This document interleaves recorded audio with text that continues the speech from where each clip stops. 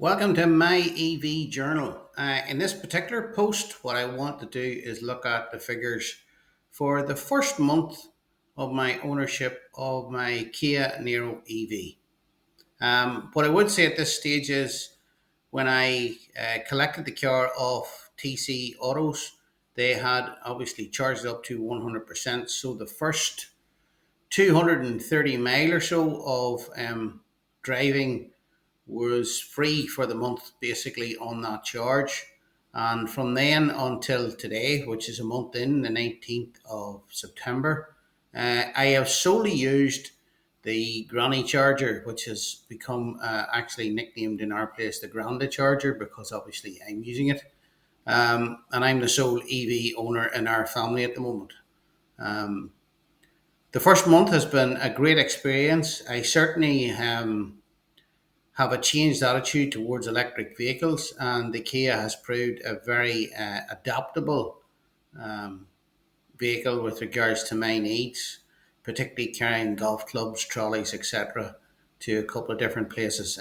That's going to be fully tested towards the end of this month whenever I travel to Wicklow with a golf society from my club for 3 days golfing, and that'll be a longer road trip. I hope to document that for you. At this stage, I want to just look at the figures and give you a brief rundown of what the costs are to date. Okay, so here are the overall figures. The total miles covered in the month were 742, which is a hell of a lot less than I'd normally cover in a month if I were working, because I would have had a daily commute to Belfast and back and then around schools as well. So I'd have been doing more than that in a week, never mind in a month. The TC Auto miles is where I collected the car from. Their miles is 230 because that was on a free charge. So the actual charge miles that I've paid for or charged myself are 492.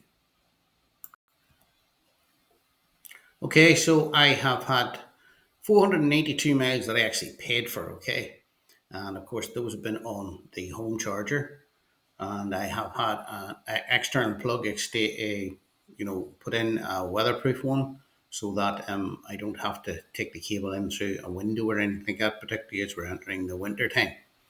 My cost for charging for those 492 miles was £20 and 65 pence, which is working out at approximately 4 pence per mile. Um, you can do the maths with regards to diesel cars or whatever. I did do a rough calculation, and my figures came out at 14 pence a mile for something doing about 45 miles a gallon on the cost of petrol at the moment or diesel at the moment. So a significant saving, and considering the fact that I would have driven diesels and was averaging about £60 a week with regards to my driving costs, £20.65 for the month represents a significant drop in not only energy costs but also just the general bills going out. Um, that's probably more relevant now that I'm actually retired, but obviously the miles have dropped. I have been using off-peak charging for the main. On occasions, I might have started a half an hour earlier and finished a half an hour later of the off-peak time, but I've been using the nighttime rate and plugging in with the wall charger. And it's just a straightforward plug, 3-pin plug, running at 2.2 kilowatts approximately. I actually did an experiment today with one in town. First one that I've used the actual Kia external plug. It was an ESB charger. It classes as slow, about 22 kilowatts. It only put in 7 kilowatts into my motor, so it wasn't charging it very quick.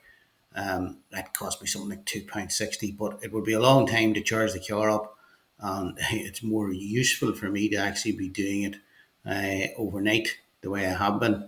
And over a couple of nights, I can get the car right up to near 100%, particularly Saturday, Sunday, where the off-peak rates kick in at 9 o'clock in the evening and run right through to 9 o'clock in the morning, which is way more than the miles I'll be doing during the week.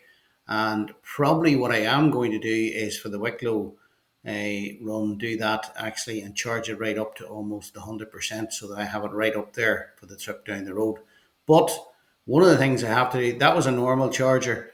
I have to run on a fast charger to see how well, one, how fast, but also the kilowatt hours that I can pick up of it with my car. That will inform me with regards to what charging points I can use on my travel down the road, because I'm going to build in a couple of stops, one just as a waypoint for a break, and I'm going to make sure I have a charging point there and use it.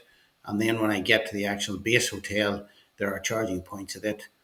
Then on the return journey, a waypoint to just top up as well while I have a coffee and go to the toilet and different stuff like that. It's amazing how quick 25, 40 minutes disappears when you go in to have a coffee and stuff. So, that's my target time, around about the 40, 45, 50 minutes. What can I get into the car? Wouldn't have got a lot in this morning in that time at that slow pace, but at the same time, it left me. I have that option with regards to the charger, and I want to see how a fast charger would actually work with regards to its own connector going into my car and seeing what it'll produce. So that's the next test I have to do before I do the Wicklow run. Hope this has been interesting for you. Do subscribe to my Substack and YouTube, where you'll get all of these videos, and also my EV journal on Substack is what I'm trying to do is fill up with useful information that I'm learning as a new EV owner. So hopefully that'll be helpful to you if you're just starting your electric vehicle journey as well.